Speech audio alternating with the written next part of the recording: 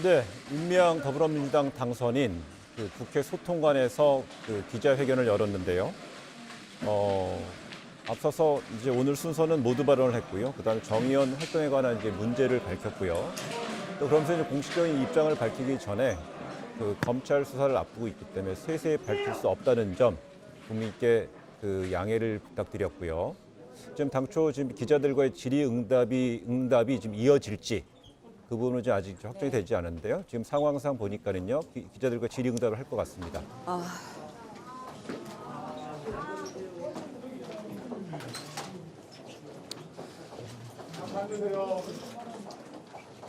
자, 질문을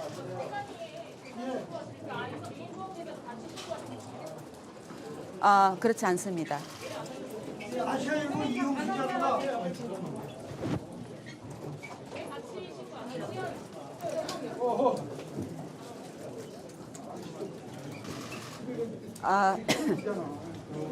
지금 뭐라고 다시 한번 말씀해 주시겠어요?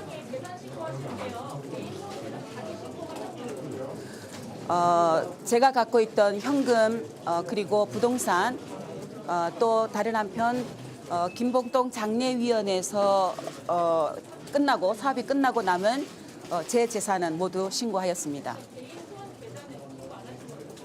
다 했습니다. 안성 식사 관련해서 공동 모금회가 사업 반환해라 할 정도로 평가를 놓지 않게 했는데 할머니는 그걸 모른다고 하는 분도 있고 이용 상황에 대해서는 정의원에서 이미 그것은 구체적으로 밝힌 줄로 알고 있습니다. 할머니들의 상황 그리고 운동의 상황적인 변화가 더 이상 안성에서 안성 힐링센터에서 프로그램을 진행할 수 없게 되었고 그것을 공동모금회에 솔직하게 저희가 보고를 드렸습니다. 따라서 공동모금회에서는 더 이상 프로그램을 집행할 수 없으면 안성 힐링센터는 매각하고 잔여금은 반환하는 게 좋다라는 공문을 저희 단체에 보냈고 그 공문에 따라서 집행을 했습니다. 안성에서 관리인으로 아파트를 실질점에 대해서는 해명을 오늘 안 하셨던데 그 부분에 대한 해명을 부탁드리고 네.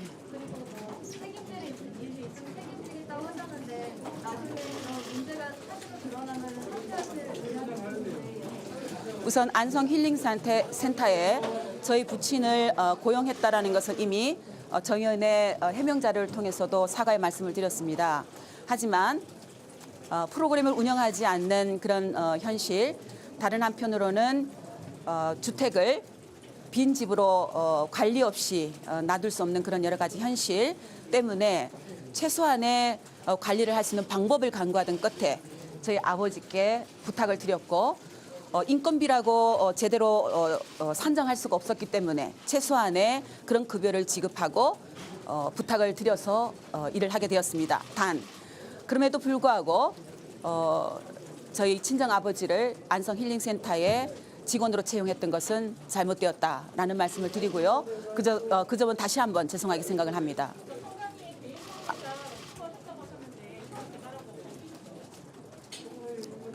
그것은 후원 계좌가 아닌 제가 가지고 있던 모든 계좌를 보고했습니다.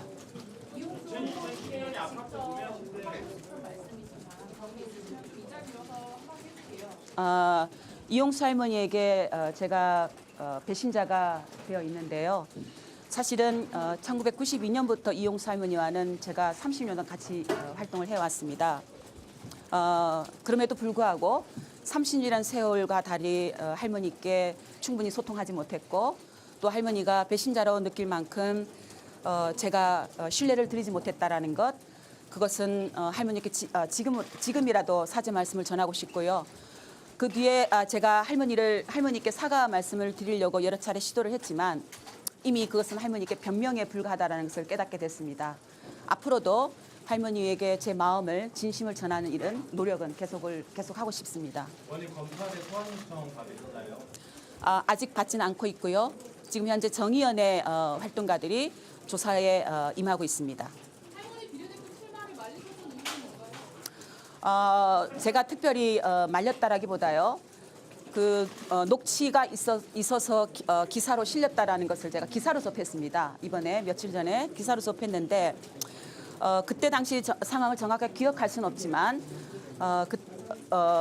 할머니께서 거리에서 일본 대사관 앞에서 저에게 전화를 했고 그 전화 목소리를 통해서 제가 만류했다라고 기사가 나오고 있는데 그 구체적인 정황은 제가 사실은 기억이 나지 않습니다만은 아마 그냥 할머니가 진짜로 그렇게 국회의원을 하고자 한다라고 받아들이지 않고 쉽게 별 중요하지 않게 받아들이고 그렇게 말씀을 드렸던 것 같아요. 네.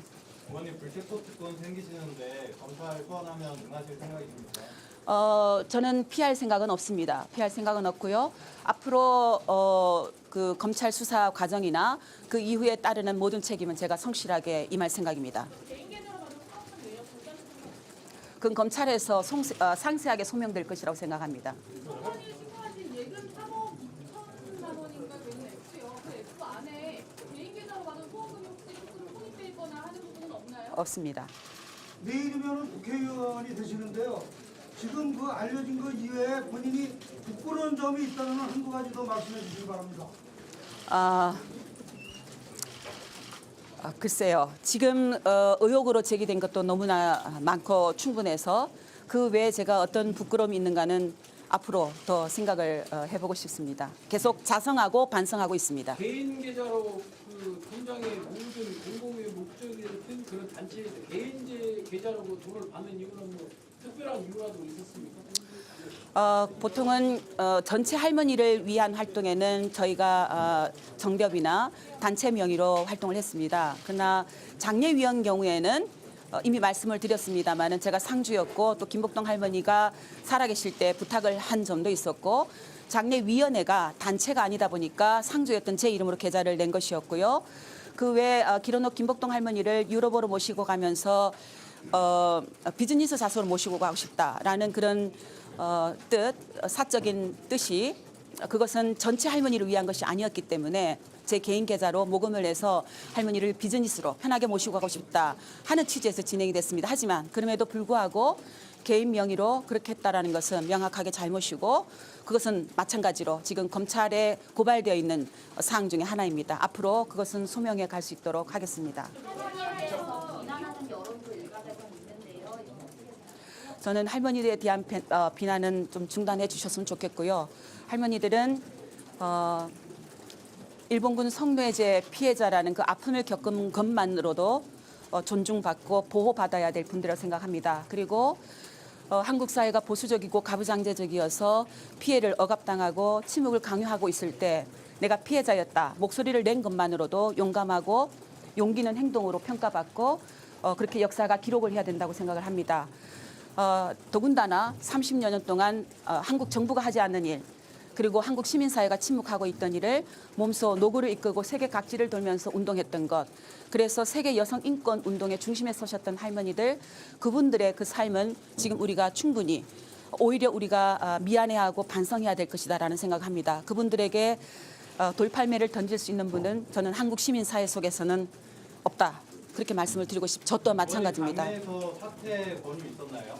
아니 없었습니다. 국민 여러 조사 국민들 스스로가 사퇴해야 된다고 하는데 거기다 입장은 앞으로 검찰 수사 과정에서 제가 맡을 역할들 또 조사들 성실히 임한다라는 것으로 말씀드리고 싶습니다. 현장에서 운동 방식이 바뀌어야 한다 이렇게 말씀하셨는데 국회의원 당선인 되신 의원이 되셨을 때 앞으로 운동 방식 어떻게 이끌어 나가실 건지.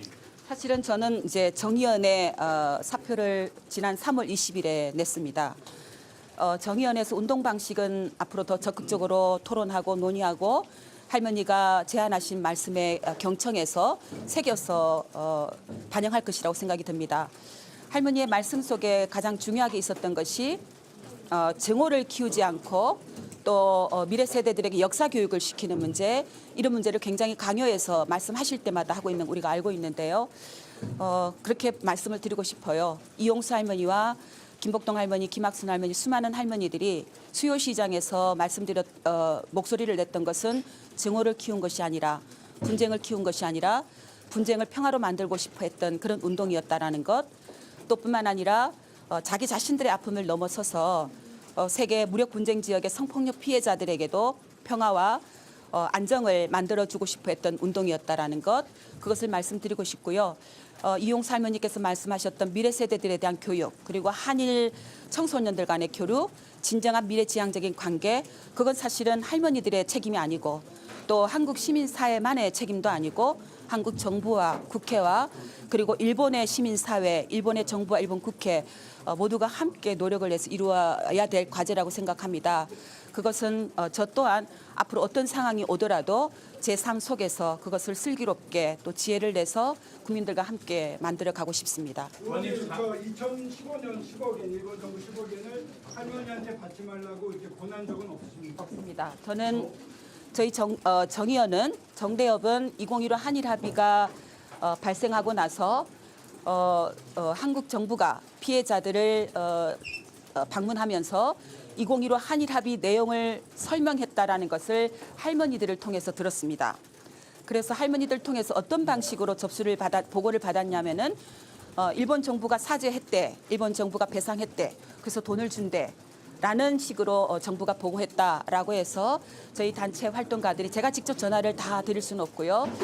단체 활동가들이 할머니들께 전화를 돌려서 2015 한일합의의 전체 내용을 설명을 친절하게 드리고 그럼에도 불구하고 할머니가 1억 원을 받는 것은 할머니의 자유다라고 말씀을 드렸습니다. 그리고 그 다음부터 저는 수요시에서 시간만 되면 비록 할머니들이 1억 원을 받는다 하더라도 그것은 할머니들에게 우리가 탓을 돌리거나 할머니들에게 반대 목소리를 내거나 해서는 안 된다. 왜냐하면 할머니들이 1억 원을 받는 것은 결국은 2015 한일합의를 발표하고 일방적으로 발표하고 국민들과 피해자들이 반대함에도 불구하고 10억 엔을 수령한 한국 정부와 또 그것을 법적 책임을 회피하기 위해서 만든 일본 정부가 책임이지 않겠는가. 그러니까 우리는 지금부터는 할머니들을 오히려 보호하는 할머니들이 인권운동을 보호하는 그런 사람이 되었으면 좋겠다라고 수차례 일본 대사관 앞에서 이야기를 했습니다. 아마 수요시에 영상을 녹화하신 분들이 계시면 제가 그런 여러 차례 발언을 했다라는 것을 확인할 수 있을 것입니다.